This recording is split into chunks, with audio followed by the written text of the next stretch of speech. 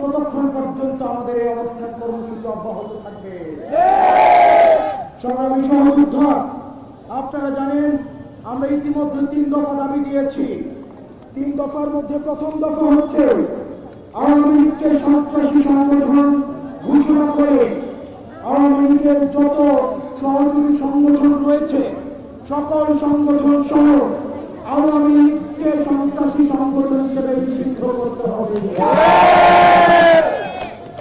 আমাদের দ্বিতীয় দফা দাবি হচ্ছে আন্তর্জাতিক অপরাধ ট্রাইব্যুনাল আইনে আওয়ামী লীগের দলগত বিচারের বিধান যুক্ত করতে হবে। তৃতীয়ত জুলাইয়ের ঘোষণাপত্র জারি করতে হবে। সহযোদ্ধা, আমাদের এই 3 দফা দাবি যতক্ষণ না পর্যন্ত বাস্তবায়ন হয় ততক্ষণ পর্যন্ত আমরা এই মাঠ চালাবো।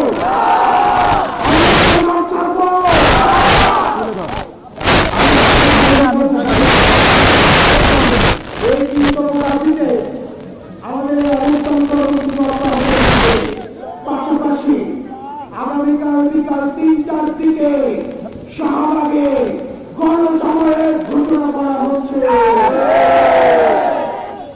সারা ঢাকা থেকে জুলাই পক্ষের শক্তি নির্যাতিত নিপীড়িত যেসব আওয়ামী নির্যাতিত এবং নিপীড়নের শিকার যারা হয়েছেন, যারা পিলখানা হত্যাকাণ্ডের শিকার হয়েছেন, শাপলা হত্যাকাণ্ডের শিকার হয়েছে, গুম খুনের শিকার হয়েছে, মোদী বিরোধী আন্দোলনের যারা শিকার হয়েছে, সবার সম্মিলিত অংশগ্রহণের মধ্য দিয়ে এই শাহবাগে আমাদের গণজমায়েত অনুষ্ঠিত হবে।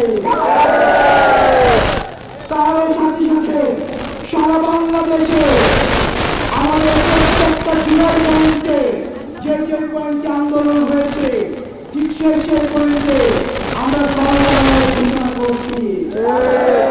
প্রিয় সহযোদ্ধা, যতক্ষণ না পর্যন্ত এই লড়াই বাংলাদেশপন্থী এবং ফ্যাসিবাদপন্থীদের লড়াই, যারা দীর্ঘ 1 দশকের বেশি সময় ধরে বাংলাদেশকে বর্গা দিয়ে আমাদেরকে শাসন করেছে, তাদের বিরুদ্ধে আমাদের লড়াই।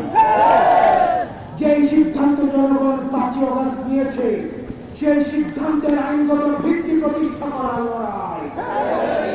সুতরাং প্রিয় সহযোদ্ধা, যতক্ষণ পর্যন্ত আমাদের দাবি আদায় হয় ততক্ষণ পর্যন্ত আমরা এই শাহবাগ ছাড়ব না।